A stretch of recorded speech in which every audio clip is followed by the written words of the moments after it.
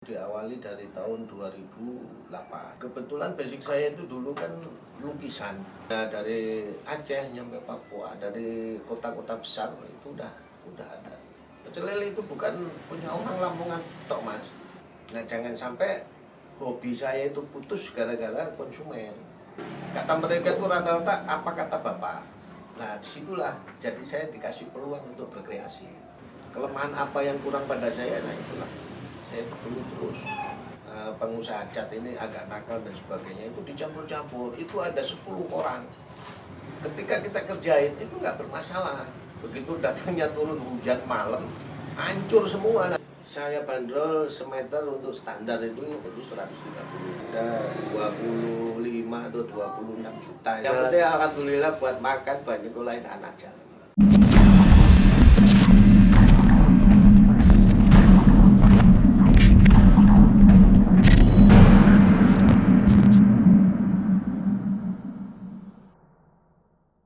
Nama saya Hartono, asal Lamongan, dan keseharian saya mengrajin spanduk pecel lele.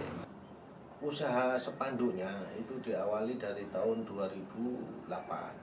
Tapi untuk hobi, karya yang sebelumnya itu 92 itu udah mulai coret-coret. Cuman diperuntukkan untuk keluarga, untuk temen dan sebagainya.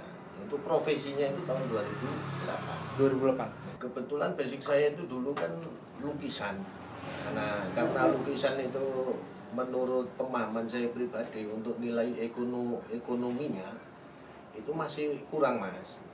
Nah, kebetulan sebelum profesi bikin spanduk pecel lele, saya sendiri juga pedagang pecel lele. Nah, dari situlah saya mulai membuat spanduk pecel lele itu. Nah, untuk profesinya itu juga kebetulan. Karena saking banyaknya temen, saking banyaknya relasi, nah akhirnya ada temen ngasih masukan, kenapa nggak jadiin profesi yang sebenarnya, jangan dibikin hanya hobi gitu lah. Itu mulai tahun 2008. Setelah saya mencapai angka 700 orang itu, Mas. 700 orang untuk konsumen. Oh, itu baru pertama buka langsung 700 orang konsumen itu persiapan sebelumnya itu dari 92 sampai 2008 itulah 700 itu kenal saya itu. Nah, kenapa kok 700? Saya berkesimpulan begini, spanduk itu kekuatannya minimal paling cepat itu 2 tahun. Nah, sedangkan 1 tahun itu 350 hari. Nah, jangan sampai hobi saya itu putus gara-gara konsumen. Kalau enggak mencapai angka itu, jungkir balik, Mas. Taruhlah misalkan angka 100, kelar, itu selebihnya enggak ada kerjaan. Makanya disitulah mulai saya berjalan itu angka 700 itu cukup bagi saya. Taruhlah 2 tahun, berarti sehari itu saya nemuin 1 orang, muter terus. Nah, akhirnya nyampe sekarang itu angkanya itu 4.000 sekian seluruh Indonesia. Seluruh Indonesia datang ke sini. Ya, dari Aceh nyampe Papua, dari kota-kota besar itu udah ada. Ada yang Jawa Tengah juga ada, itu yang dari mana itu di lokasi di daerah Jambi dan sebagainya. Pecel lele itu bukan punya orang Lamongan tok, Mas. Seluruh orang-orang yang hobi kuliner di luar Lamongan itu banyak banget pecel lele itu. Makanya spanduk pecel lele itu nggak berkutat pada orang Lamongan. Ya gini, rata-rata pedagang pecel lele itu kan orangnya juga biasa-biasa. Mereka itu banyak yang nggak ngerti seni. Jadi melulu ngertinya itu yang penting hasilnya aja. Kata mereka itu rata-rata apa kata bapak. Nah, disitulah jadi saya dikasih peluang untuk berkreasi. Nah, saya sendiri juga begitu. Dari perjalanan itu ada beberapa evaluasi. Jadi mana yang kurang di karya saya, disitulah dengan berjalannya waktu itu saya evaluasi terus, Mas. Jadi saya nggak cukup untuk hasil hari ini. Kelemahan apa yang kurang pada saya, nah itulah saya perlu terus. Ada tapi bukan karena kesalahan pengrajin. Jadi kesalahan di cat. Jadi cat itu awalnya itu dari toko itu udah nggak diapa-apain, ya mungkin pengusaha cat ini agak nakal dan sebagainya, itu dicampur-campur, itu ada 10 orang. Ketika kita kerjain itu nggak bermasalah. Begitu datangnya turun hujan malam, hancur semua. Nah itu di situ makanya pada komplain. Nah di situ saya harus hati-hati untuk memilih cat itu sendiri. Jadi sebenarnya cat yang seperti apa yang dibutuhin? Yang murni, jadi yang memang dari pabrikan harus seperti itu, nggak bisa diakal-akali. Jadi kekuatan cat sendiri itu harus benar-benar teruji. Kadang-kadang pedagang cat itu nakal mas, nakalnya itu harus diuji. Saya sendiri itu diuji untuk uji coba. Jadi cat yang dari pabrikan itu udah di oples sedemikian rupa gitu kan beda. Kalau saya kan spanduk kekuatannya tahunan, dicuci, dijemur, dipakai, nah berulang-ulang. Nah kalau kualitasnya catnya jelek, ya konsumen juga rugi, saya sendiri juga dirugikan. Tuh. Ya itu tadi yang dari 10 orang yang hancur itu, daripada nanti reputasi saya jatuh, mendingan udah saya suruh ke sini tak ganti. Ya taruhlah sekarang satu setel itu nilainya 1,5 juta, kalau kali 10 orang udah berapa itu? Nah, itu Diganti secara cuma-cuma tuh ya? cuma-cuma, biar nanti nggak menyanyi di luar, mendingan saya yang rugi lah untuk sementara, biar konsumen tadi itu nggak kecewa. Keteteran tetap mas, karena apa? Spanduk itu kan masih manual pakai kuas, jadi secepat-cepatnya tangan itu masih ada batas. Beda sama digital printer, mau berapa lembar juga sehari kelar. Tapi kalau ini mengalir aja, jadi resikonya itu begini, kalau mau menunggu sesuai dengan nomor antrian, monggo lanjut, kalau enggak ya silakan nyari yang lebih cepat. Kalau saya begitu, jadi saya mengutamakan kualitas dulu. Kuantitas itu nanti, jangan kuantitas yang diburu. Masalah ini seni. Jadi pemikiran saya itu lebih baik lama menunggu daripada nanti cepat hasilnya nggak maksimal. Masalahnya apa? Orang menikmati spanduk itu tahun-tahunan, paling nunggu paling sebulan 2 bulan gitu mas. Nah dari situ pernah saya itu nongolnya digital printer, saya itu pernah down mas pemikiran saya itu. Berarti ada saingan yang lebih cepat, lebih praktis gitu kan. Ya, tapi kita kembalikan ke pemakai itu sendiri. Jadi ada plus minusnya mas. Jadi bukan kita menjelekkan kualitas digital printer itu sendiri, kita kan harus melihat makainya. Nah makainya itu apa? Rata-rata pecel lele usahanya itu kan malam hari. Nah mereka itu berpendapat bahwa kalau pakai digital printer itu soal pencahayaan itu nggak tembus pandang. Itu dari sisi tampilan. Terus dari sisi keawetan, kualitasnya itu sendiri. Kadang digital printer itu kalau kena panas suka ditekuk, suka dilipat gitu kan, akhirnya pecah. Nah disitulah nanti si konsumen itu nanti kembali ke yang kain itu sendiri, mau dilipat, mau dicuci, tetap hasilnya sama. Itu pilihan mereka. Rata-rata yang lukisan, jadi lukisan spanduk pecel lele itu sebagai ikon pecel lele itu sendiri. Jadi mereka itu menganggap bahwa kalau pakai banner digital printer dipikir pemain baru mas, dipikir orang ini baru main ke pecel lele itu. Tapi ketika nanti udah spanduknya itu pakai yang lukisan, itu udah langsung jalan. Jadi nggak pakai ini orang baru atau orang lama. Jadi spanduknya itu udah dikenal orang. Itu ciri khasnya itu. Ya dasarnya ya itu tadi yang digambar paling ayam, lele, bebek. Nah di situ kita harus mempelajari ayam itu kayak apa sih. Nah soal teknik itu masing-masing pengrajin itu punya teknik masing-masing. Ada yang langsung pakai imajinasi, ada yang contohnya kayak saya itu pakai emal dan sebagainya. Fungsinya emal itu hanya untuk ukuran, biar nanti kelihatannya itu sama gitu loh mas. Jadi kita nggak usah pakai berimajinasi, nanti malah yang ayam yang spanduk satu kepalanya begini, yang satu begitu kan nggak sinkron. Makanya saya akalin di emal itu tadi untuk mempercepat kerjaan aja sebetulnya. Ya tetap pakai tangan. Jadi cuman yang di emal itu cuman apa outline-nya itu aja. Outline sketsanya itu aja. Yang penting bentuk hewan itu sendiri aja. Yang sisanya nanti Itu tadi kelenturan tangan pengrajin itu sendiri. Kesulitan kalau saya yang pernah saya rasakan itu tampilan akhir. Sebelumnya kita nggak tahu bahwa lukisan pecel lele itu saya anggap pada waktu itu sama kayak lukisan yang di kanvas. Kalau lukisan di kanvas itu ada penumpukan warna pun itu nggak masalah. Masalahnya apa? Pandangan kita itu dari depan. Tapi kalau pecel lele nggak bisa seperti itu. Jadi ada nanti lighting lampu sendiri dari warung itu nanti yang berpengaruh.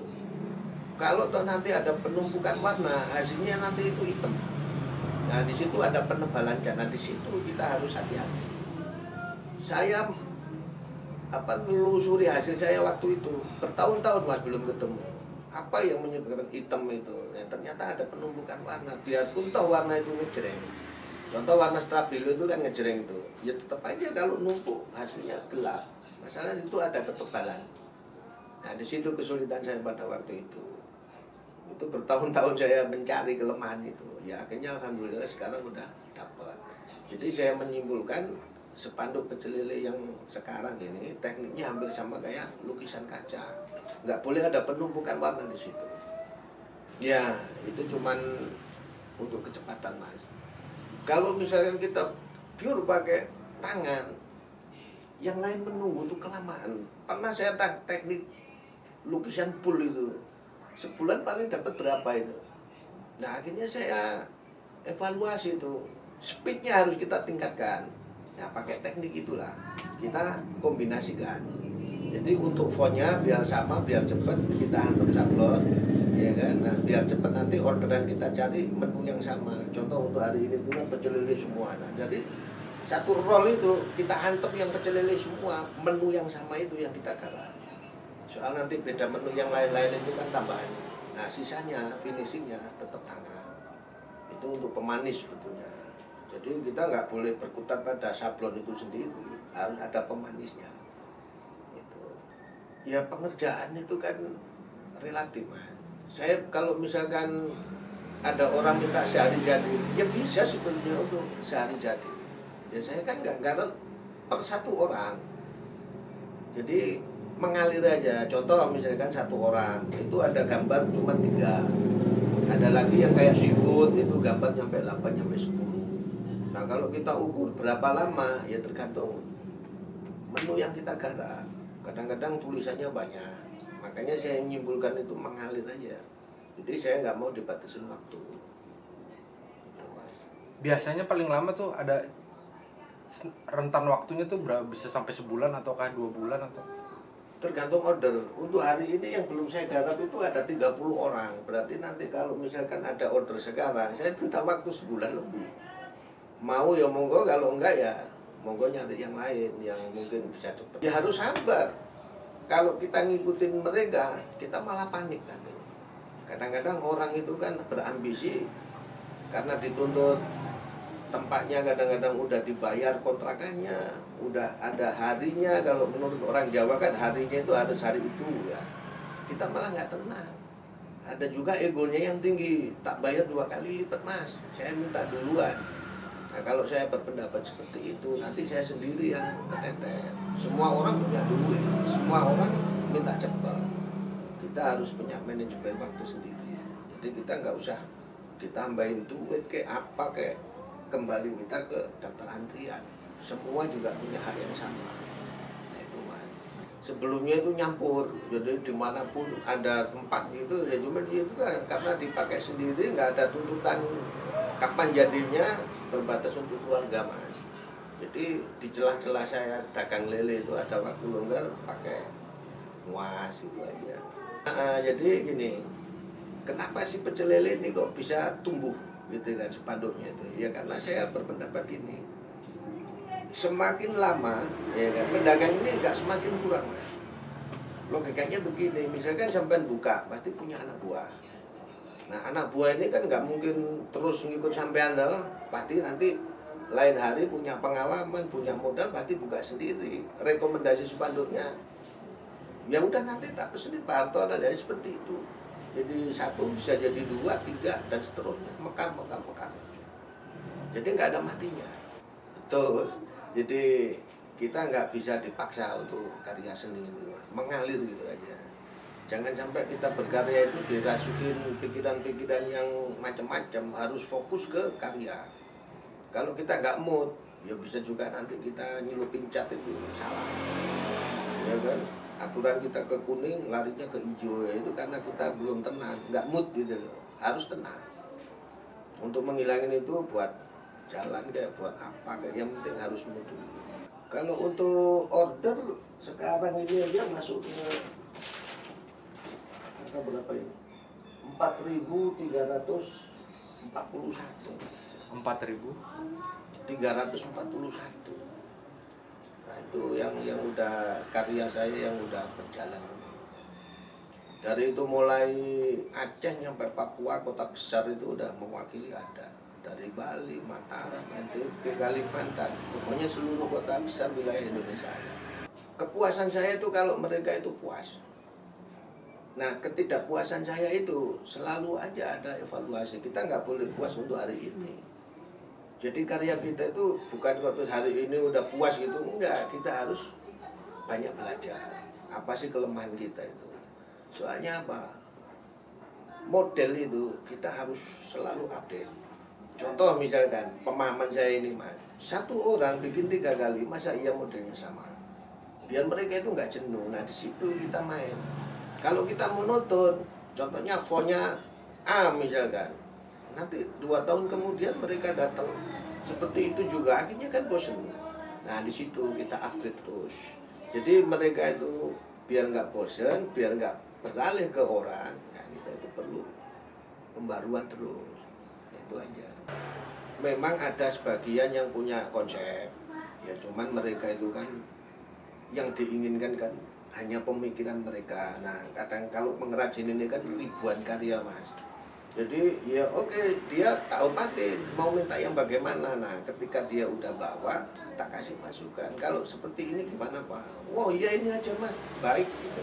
Akhirnya apa ujung-ujungnya si pengrajin itu sendiri yang desain model dan sebagainya, termasuk penataannya itu. Mungkin menurut mereka itu dirasa pengrajin itu lebih paham. Nah, itu. Kalau misalkan ada yang ngotot pakai itu ya mau nggak apa-apa dengan risiko yang ada. Contoh misalkan ada yang minta list warna merah, ya kan? Tak kasih masukan. Sampai dagangnya siang apa malam? Kalau siang masuk ini list merah, tapi ketika nanti malam gelap, ya karena dia ngotot, tetap tak kasih warna merah. Apa yang terjadi setelah dipasang malam hari gelap? Nah dia baru ngomel jauh, udah itu kan. Sampai sendiri yang minta, kita kan ngasih rekomendasi seperti yang saya sampaikan. Tetaplah seperti itu. Ciri khas itu tetap ada mas. Jadi kalau teknik masing-masing ada, terus model juga sama. Untuk pewarnaan hampir mirip-mirip ya karena pengrajin itu rata-rata dari Lamongan.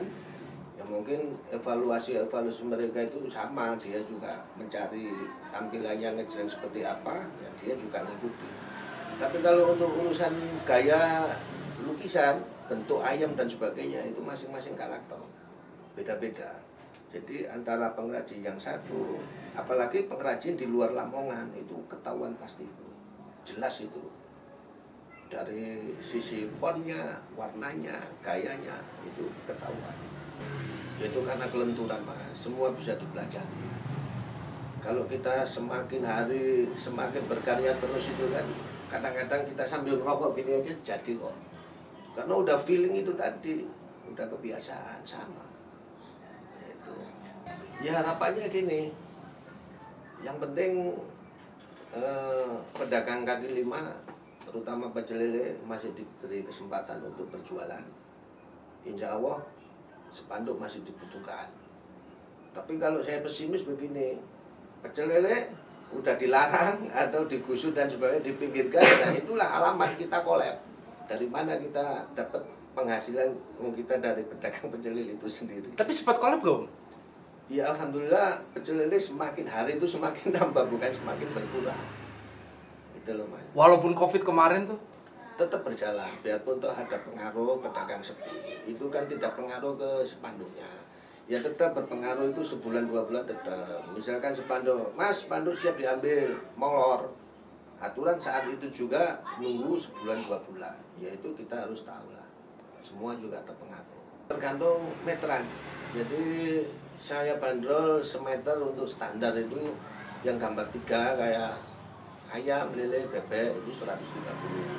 Tapi kalau nanti gambarnya itu udah lebih dari 3 kayak seafood dan sebagainya itu masuk ke 140-an. Jadi selisih 10.000 lah. Kita ngitung dari chatnya sebetulnya.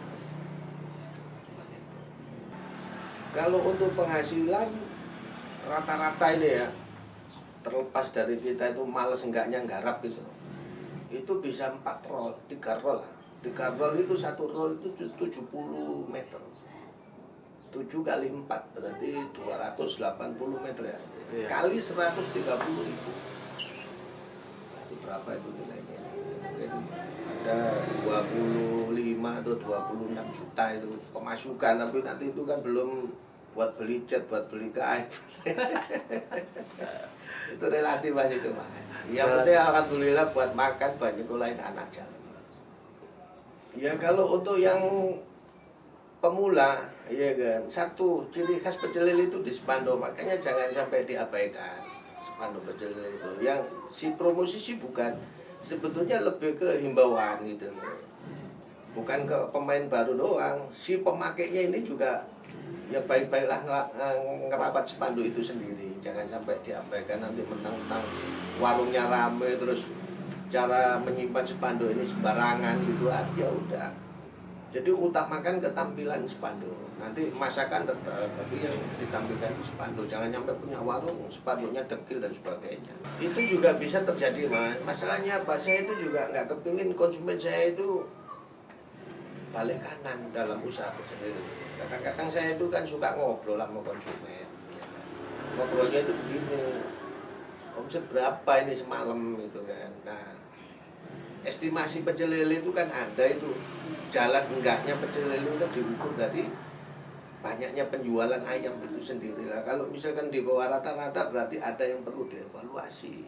Spanduk udah, misalkan pakai spanduk saya, terus bagaimana dengan sambelnya? Nah itu makanya saya nggak segen-segen ini loh, tak kasih hadiah resep sambel gitu kan.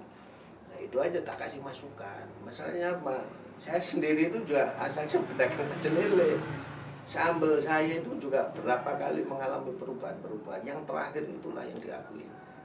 Ya enggak lah Mas, itu aja kalau enggak dia minta juga ngapain saya nawarin sambel. Enggak, kirain barangkali gitu ya kan udah terkenal juga nih ya kan Om dari spanduk ya kan, kenapa enggak gitu. Itu karena ini aja Mas, konsumen yang layak dikasih tahu. Kalau enggak ya kita nggak usah promosiin sambelnya. Hanya mencoba membantu aja, barangkali itu ada solusinya gitu. Ya alhamdulillah kasih solusi sambel diganti, alhamdulillah ada peningkatan. Kalau spanduk HSP ya alhamdulillah semua udah pada tahu, bisa nanti juga ke YouTube saya ya kan, HSP channel video ada, terus di Instagram itu Lek Hartono ada, atau kontak langsung nomor telepon di Instagram ada, semuanya ada. Di blognya Hartono Spanduk Pekayon blogspot.com. Rajin usaha, jangan sampai malas. Kewajiban Anda itu yang pagi belanja di pasar, selesaikan setelah di pasar. Masak ayam, masak apa itu kewajiban sampean. Soal nanti laku enggaknya itu tergantung kehendak Gusti Allah. Yang penting kewajibannya itu aja dulu. Jangan mikir sepi rame itu karena dibikin orang atau waktu kadang tanggal tua, enggak. Anda sendirilah yang bikin uang itu rame. Sabar, menerima, kewajiban tetap dijalani. Itu aja. Jangan males.